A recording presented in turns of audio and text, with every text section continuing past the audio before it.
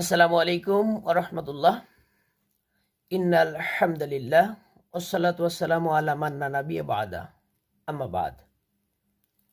সম্মানিত দর্শক, দেশে কিংবা প্রবাসে যারা আছেন, আমরা সবাই অবগত আছি আমাদের সামনে হাতছানি দিচ্ছে পবিত্র ঈদুল ফিতর। এই ঈদুল ফিতরের কেনাকাটা নিয়ে অনেক হিসাব চলছে। আমি কি পেলাম, কি দিলাম, আমাকে কে কি দিল, কে কি দিতে পারে, কে কি দিয়েছিল, কাকে কি দিয়েছিলাম, নানান কথা। আর বিশেষ করে আমরা মিডিয়ায় দেখছি, টেলিভিশনের এক সাংবাদিক প্রশ্ন করেছেন একজন ক্রেতাকে যে আপনি কত টাকা মার্কেট করতে এসেছেন, যিনি 1 লক্ষ টাকায় মার্কেট করবেন তার সম্পর্কে আপনি কি বলবেন। এরকম অনেক প্রশ্ন আমরা দেখছি, যেটা খুবই বিব্রতকর এবং অনাকাঙ্ক্ষিত। কারণ সবার বাজেট সমান নয়। এমনও মানুষ আছে যারা মার্কেট করা কি জিনিস বহু বছর ভুলে গেছে, জানেও না যে মার্কেট কেমনে করতে হয়। আর্থিক দৈন্যতা, আর্থিক স্বল্পতার কারণে অনেকের ভেতরে এটা হচ্ছে। তো আজকে আমরা একটু কোরআনের আলোকে মিলিয়ে নেব এই উপহার সামগ্রী বিষয়ে কোরআন কি বলেছেন।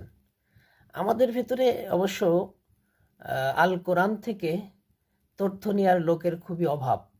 আমরা কোরআন থেকে অনেক দূরে সরে গেছি, যার কারণে অন্য অন্য কিতাব থেকে আমরা এর তথ্য উপাত্তগুলো খুঁজতে চাই বা খুঁজিও, কিন্তু কোরআনের কাছে আসতে চাই না। আসলে এই যে একটা শব্দ উপহার, আমরা যেহেতু বাংলা ভাষাভাষী উপহার দিয়ে শুরু করি, এই শব্দটার নানান সমর্থবোধক শব্দ আছে। যেমন আরবি যদি ধরেন, এটাকে হাদিয়া বা আতিয়া বা আত্মীয়া শব্দ দিয়ে এটাকে বোঝানো হয়। আমরা হাদিয়া শব্দটা মোটামুটি পরিচিত হয়ে গেছি। হাদিয়া, তোহফা, এটাকে যদি আমরা অন্য অন্য ভাষায় দেখি, যেমন সংস্কৃত ভাষায় এটাকে বলা হয় দানং।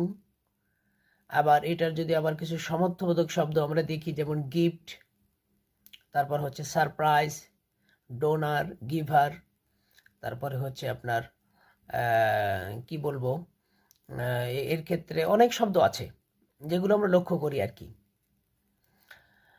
তো ব্যাপার হচ্ছে, আমরা এই শব্দটার উৎস একটু খুঁজি। আল্লাহ রাব্বুল আলামিনের 99টি গুণবাচক নাম আছে, আমরা জানি এটাকে আসমাউল হোসনা বলা হয়। এই 99টি নামের মাঝে একটি নাম আল্লাহ রাব্বুল আলামিনের, সেটা হচ্ছে আল ওহাবু, অর্থাৎ তিনি অত্যন্ত দানশীল।